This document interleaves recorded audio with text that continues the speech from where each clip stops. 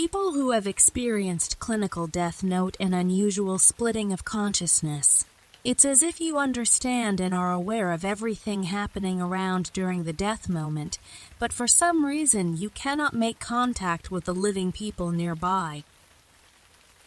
A friend was supposed to come visit me.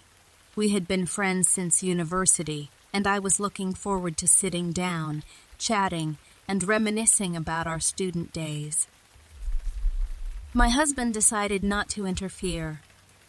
"I'll go visit my parents," he said. "They'll be thrilled to see me." As soon as he left, the phone rang. "Katja, hi. It was my sister. Help me out. The nanny is sick and there's no one to leave Vanya with." "Can I bring him to you for a couple of hours?" I agreed, even though it changed my plans. "But you can't refuse your beloved sister, can you? I had to take my nephew with me to the train station when I went to meet my friend." The heavy rain limited visibility. The car was difficult to drive, and the train was due in 20 minutes. I pressed the gas pedal and overtook the car ahead of me. The windshield wipers were working at a furious pace, but they still couldn't get the water off the glass. I was extremely nervous. Meanwhile, my nephew was happily humming to himself. It seemed like he was enjoying the trip. Pressing the pedal again, I noticed a truck that had suddenly emerged from somewhere, cutting us off. The screeching of tires, the piercing sound of the horn, and the crashing of breaking glass. That was the last thing I heard. After that, it was complete darkness. I don't know how much time passed, but suddenly, the darkness was replaced by bright light, flooding everything around. Without understanding what was happening, I wasn't walking but flying in a brightly lit space. I felt peculiar. Fear disappeared, and no one was rushing anywhere. Looking around, I noticed the body of a young woman lying on the roadside. Descending, I approached and, to my surprise, recognized myself. Did I die? The question arose immediately. Strange. But there's no pain. I feel light and free. A car stopped nearby. A guy who got out headed towards a pile of scrap metal. And then it dawned on me that the heap was my crushed car.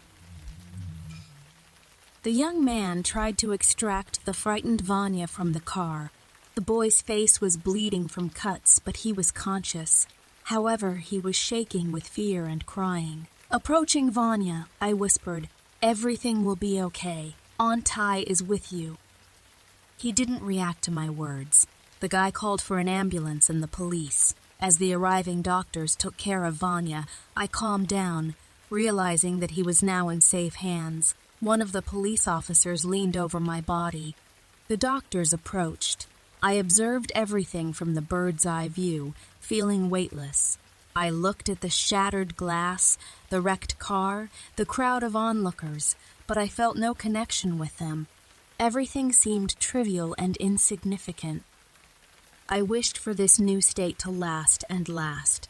I was carried somewhere higher, through a wondrous fairy tale, like light with iridescent hues. It's difficult to find words to describe it. Perhaps there are no words like that on Earth. Suddenly, a bundle of bright rays hit my face so intensely that I had to squint. In this radiant light, my grandmother appeared young and beautiful. What are you doing here, Katja, my granddaughter?" I heard my familiar voice and, opening my eyes, was surprised to see my grandmother, who had passed away 5 years ago. Grandma had always been my best friend and advisor, but how she had changed here. Her age was not noticeable at all, only the eyes shining with kindness and the light, flowing hair. It was difficult to distinguish where exactly the hair was and where this amazing light was. One transitioned into the other, forming a rainbow halo around Grandma's head. How did you end up here, my child?" Grandma, it's wonderful here. Where are Mom and Dad? Will we meet?" No, my dear," Grandma calmly replied. Go back. It's too early for you to meet with your parents. Your time has not come yet. There's so much unexplored waiting for you on Earth. Your husband loves you and is worried. It will be hard for him alone. You mean a lot to him. You mean a lot to him. You mean a lot to him. You must have children. It's so good here. Such light, such ease. Can I stay? No, my granddaughter. Everyone has their own destiny. Yours is to return and be happy in earthly life. You'll have time to come here, my precious. But then why am I here at all? A good question, the old lady smiled. Nothing happens in vain. You are here to understand what is important and what is not. And some things are truly insignificant. You wanted coral lipstick and high-heeled shoes so much, and you needed to prove to everyone that you were the fastest and smartest at work. Now you will know for sure. Those are not the most important desires, and all the hustle and bustle you see below is not that crucial. But Vanechka's health is worth its weight in gold, and your husband's love too. Lord, Grandma, how wise you are, I thought, but I didn't have time to say it out loud.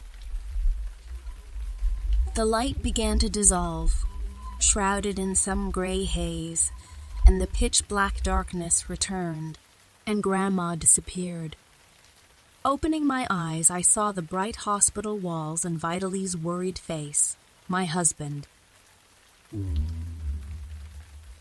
"Do you recognize me?" he asked with a trembling voice.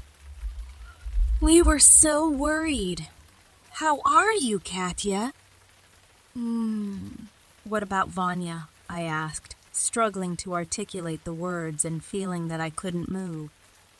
Vanechka is fine, don't worry. He's in the children's ward now. You rest, my dear." I closed my eyes. I'll rest, and then I'll tell Vitalik what I learned from my departed grandmother. The main thing is that we are together again, and my nephew did not suffer much. And now I know what is important in life and what is not.